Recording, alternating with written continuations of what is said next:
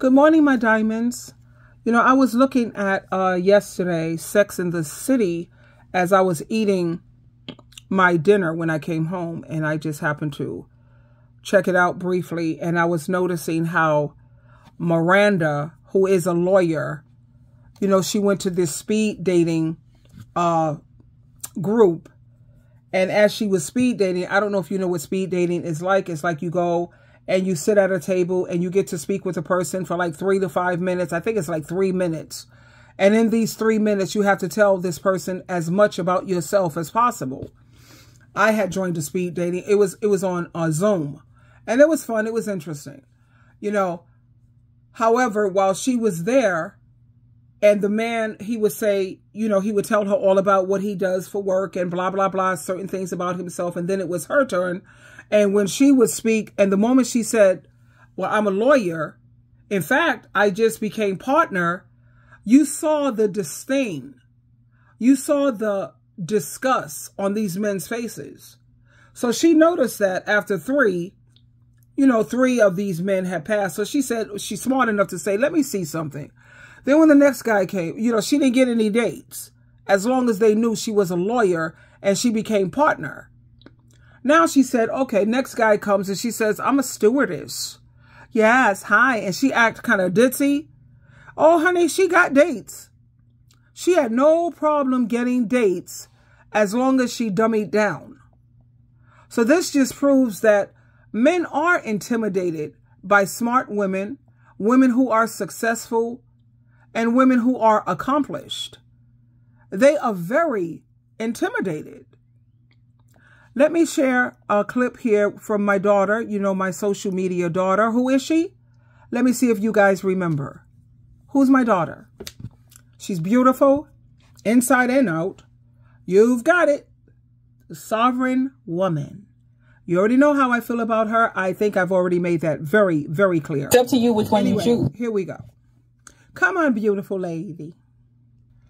Now you'll notice here, someone pinned this comment, and she's going to address it, as she always so eloquently do all the time. I love this lady here.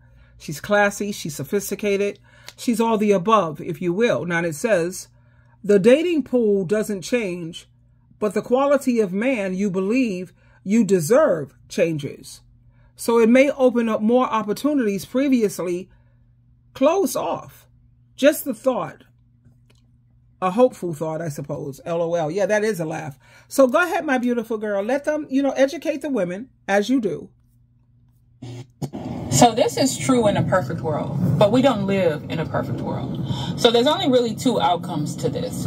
The more you raise your standards as a woman, the least amount of men are going to qualify for you. Exactly. So you're either going to spend the rest of your life disqualifying men because most men are not, cannot, will not raise to these standards that you have, or you're going to end up settling. So you're going to run through this guy, disqualify him, he's disqualified, he doesn't meet your standards, blah, blah, blah, or you're going to end up settling. Those are the only 2 options you have. And the alternative option is to just love yourself enough to where you're not out here desperately looking for somebody else to love you, and just be by yourself. That's it. You have no other options than that. It's up to you which one you choose. So how many of us can absolutely identify with her 100% on this one when it comes to settling? You're going to end up settling. I know I settled. I settled 3 times dealing with men who were not even close to being on my level. And that was foolish. But as they say, you live and you learn. You make mistakes, and hopefully you have enough common sense to learn from your mistakes. I would never do that again.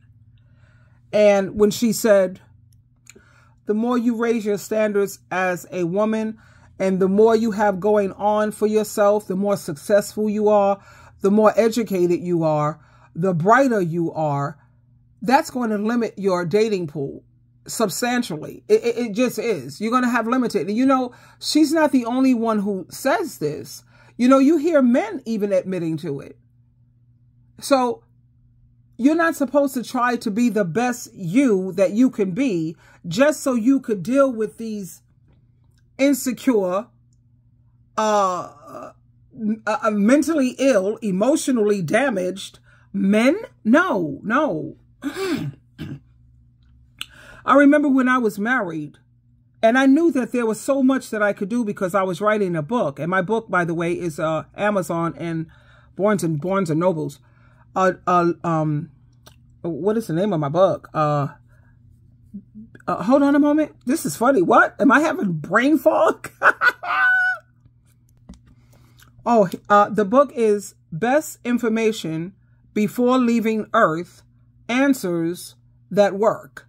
I give answers that work because I don't have time. As you know, my time is very valuable, and I don't want to sit around and waste my time. My book, it will definitely change your outlook on life, and it will change your life always for the better.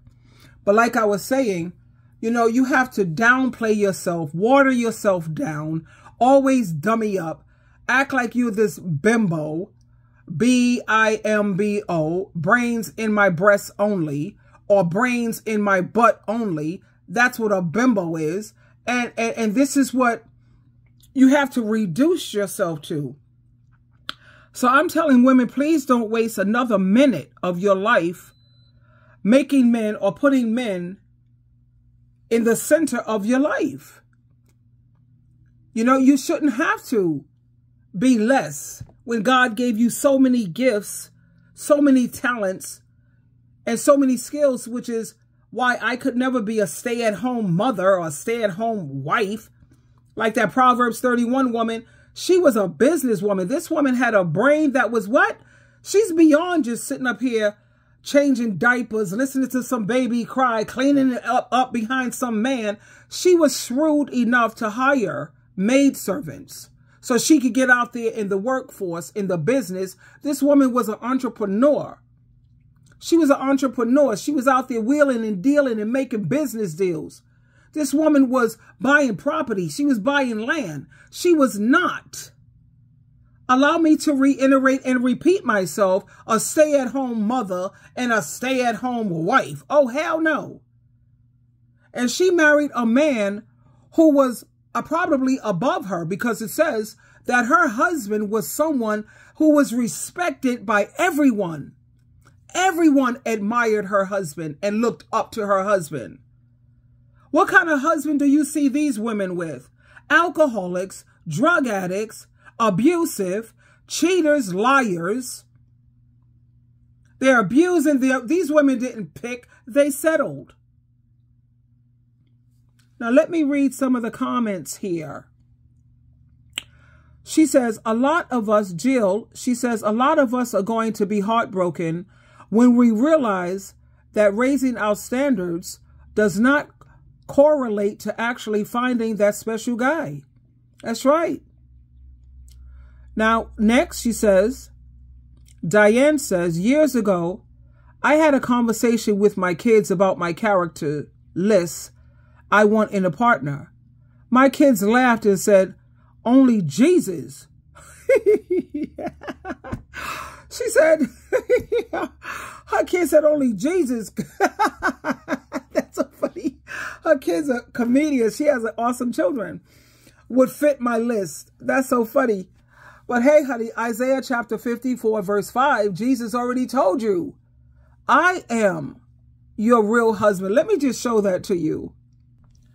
Now notice here, Isaiah chapter 54, verse 5.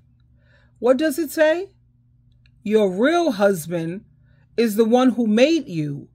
His name is the Lord all-powerful.